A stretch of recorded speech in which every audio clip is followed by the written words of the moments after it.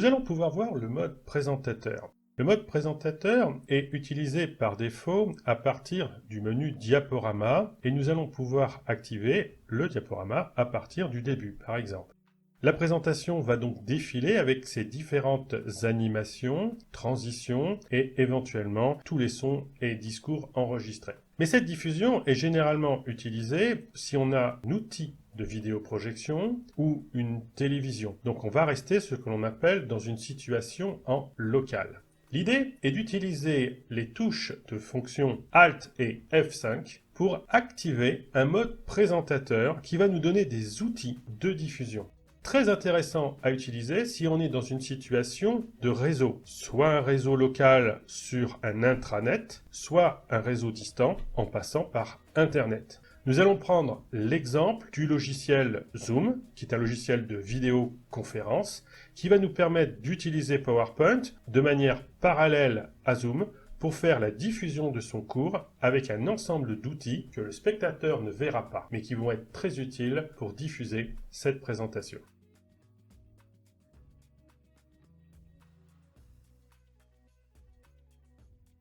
Avant d'utiliser le mode présentateur, je vous conseille d'aller dans le menu Affichage et de demander la trieuse. Vous voyez que dans la trieuse, nous avons donc toutes les diapositives et surtout nous avons une étoile et une durée pour chacune des diapositives. Pour l'instant, la première diapositive est sélectionnée. J'ai fait la sélection de touche CTRL-A pour sélectionner toutes les diapositives.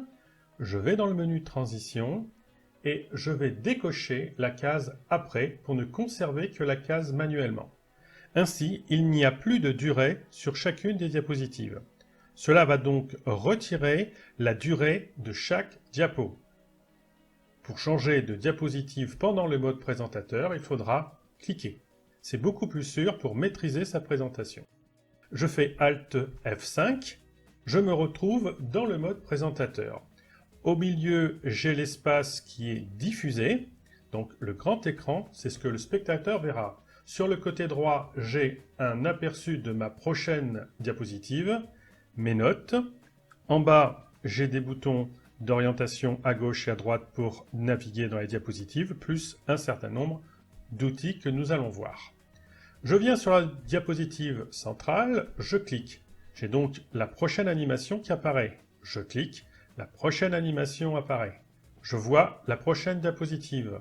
Je clique, j'ai la diapositive qui apparaît, j'ai la prochaine qui apparaît. Au centre, j'ai la nouvelle diapositive puisque j'ai cliqué et j'ai mes notes sur le côté pour penser à ce que je dois dire. Donc vous voyez, c'est très simple. Au fur et à mesure, je diffuse le grand écran, je vois ce qui va arriver avec le petit écran, j'ai mes notes en bas pour me rappeler ce que je dois dire. C'est extrêmement simple et très pratique. Dans les outils à ma disposition, nous avons le premier qui est le stylet, qui permet d'avoir un stylet de couleur par exemple. Je vais choisir donc le stylet et je vais venir faire une surimpression sur ma diapositive. Je peux donc créer de l'interactivité avec mon auditoire. Ça peut être intéressant pour des jeux de questions-réponses, des quiz, faire de la participation. J'ai également la possibilité de voir toutes les diapositives à ma disposition et de sélectionner une autre diapositive beaucoup plus éloignée que celle prévue initialement. Je peux donc naviguer dans mon diaporama et choisir d'autres possibilités. Là, je suis allé un petit peu plus loin pour montrer l'unité centrale, donc la 13e diapositive. J'ai mon titre, je vois ce qui va apparaître après. Je clique dans ma navigation pour faire apparaître la diapositive suivante avec l'animation. J'ai même une loupe que je peux positionner n'importe où sur mon écran, ce qui permet de faire des effets de zoom sur des parties de ma diapositive. Toujours très intéressant pour créer de l'interactivité. Je peux à tout moment arrêter mon diaporama. Je peux aussi afficher des sous-titres, très intéressants.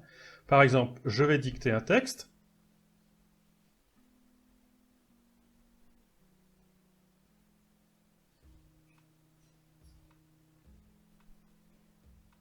Voilà, au fur et à mesure que je parle, le texte s'écrit. C'est automatiquement inscrit sous ma diapositive. Je n'ai pas tapé ce texte. C'est simplement une reconnaissance vocale. Je peux paramétrer mes sous-titres pour les mettre en haut, en bas, sur la diapositive. Je peux donc choisir l'endroit souhaité. Je vais changer maintenant de diapositive. Je reviens à une diapositive de titre. Puis je passe à l'autre diapositive. Je vais refaire des effets de zoom en prenant certaines parties de mon image.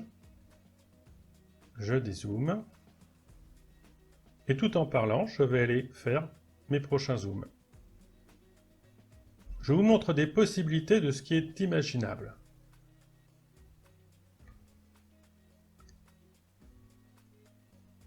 Il faut concevoir son diaporama à la base en fonction des effets que l'on veut donner plus tard sur les projections. Puis nous pouvons mettre fin au diaporama. Voilà pour cette petite présentation du mode présentateur. Dans la prochaine vidéo, je vais vous montrer comment utiliser ce mode présentateur conjointement avec un système de vidéoprojection comme Zoom.